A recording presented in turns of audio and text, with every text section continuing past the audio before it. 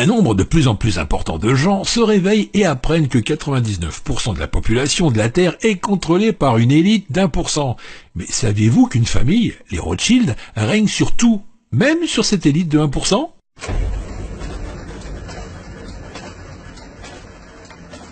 Dans la discrétion, la dynastie Rothschild est incontestablement la lignée la plus puissante de la Terre et leur richesse estimée est d'environ 500 000 milliards d'euros. Oui, 500 000 milliards d'euros. Selon les experts, les Rothschild détiendraient en fait 500 trillions, soit 500 millions de milliards d'euros.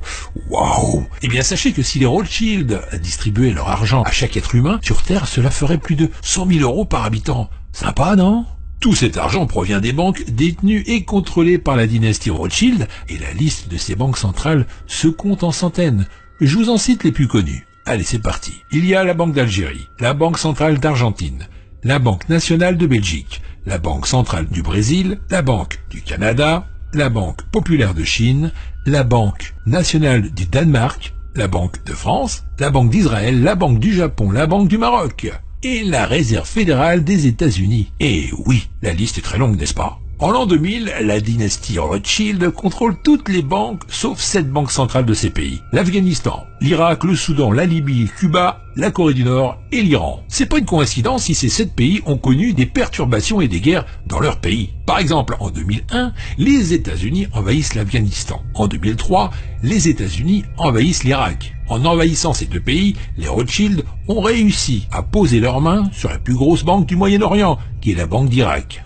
En 2006, seulement 5 pays avaient des banques centrales, qui n'étaient pas du tout contrôlées par les Rothschild. Ces pays sont le Soudan, la Libye, Cuba, la Corée du Nord et puis l'Iran. En 2011, le régime de Kadhafi est tombé. Ça, on le savait aussi. Et il a laissé la Libye à la main de qui?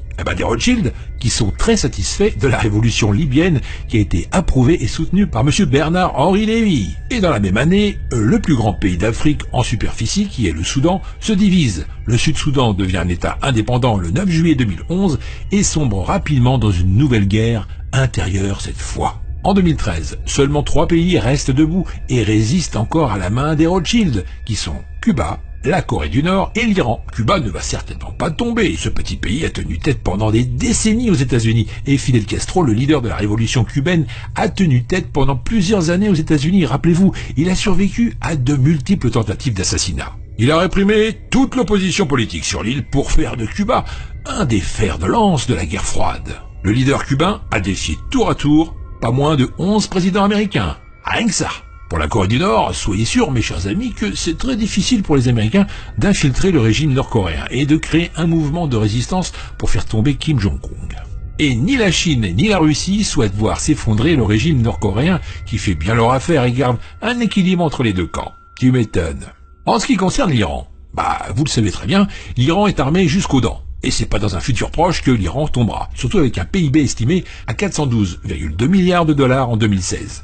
L'Iran est la deuxième économie de la région du Moyen-Orient et de l'Afrique du Nord, après l'Arabie Saoudite. Sa population estimée à 78,8 millions d'habitants en 2015 place également le pays au deuxième rang des pays les plus peuplés du Moyen-Orient, derrière l'Égypte.